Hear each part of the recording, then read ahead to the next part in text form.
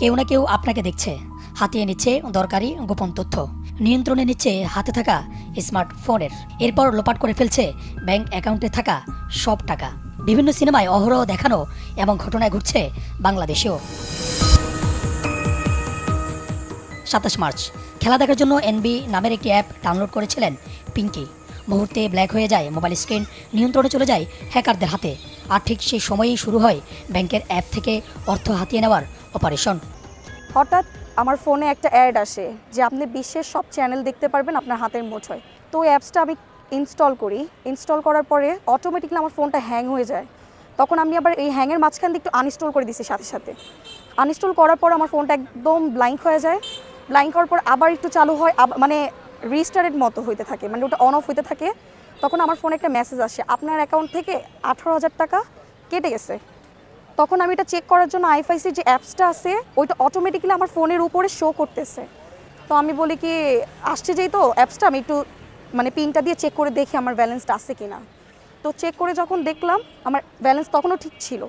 ঠিক তার 3-4 মিনিট পর প্রথম মেসেজ আসছে 3:42-এ, আপনার অ্যাকাউন্ট থেকে 3 লাখ টাকা কাটা গেছে। এনপিএস বিন না কীভাবে জানি বলে, ট্রান্সফার করে নিয়ে গেছে। তারপরে ঠিক 2 মিনিট পর আবার মেসেজ আসে আপনার অ্যাকাউন্ট থেকে 2 লাখ টাকা কাটা গেছে।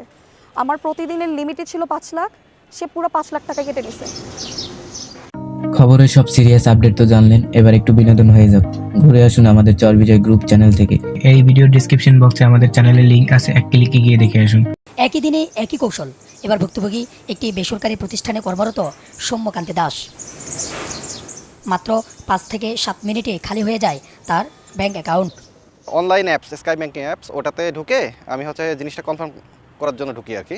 তো ঢোকার পরেই আমি যেটা দেখি যে জাস্ট উইদিন 30 সেকেন্ডস আমার ফোন গিয়ে ব্ল্যাক স্ক্রিন হয়ে গেছে এবং সিস্টেম আপডেটিং এরকম একটা আসতেছে, লেখা আসতেছে এবং আমি কোনো বাটন প্রেস করতে পারছি না। 3:57 দিকে গিয়ে 2টা মেসেজ আসছে, একটা ওটিপি আসছে আর আরেকটা 3 লাখ টাকা অন্য একটা অ্যাকাউন্টে ট্রান্সফার হয়ে গেছে, এরকম একটা মেসেজ আসছে। তো ওই মুহূর্তে আমি বুঝতে পারি যে কোনো একটা ঘটনা ঘটছে, কারণ এটা তো আমি করি নাই ট্রান্সফার। সো আমি প্রথমে যেটা মনে করছিলাম যে ব্ল্যাক স্ক্রিন যেটা ছিল এটা হয়তো সিস্টেম আপডেট নিচ্ছিল, বাট পরবর্তীতে বুঝতে পারি এটা সিস্টেম আপডেট ছিল না, এটা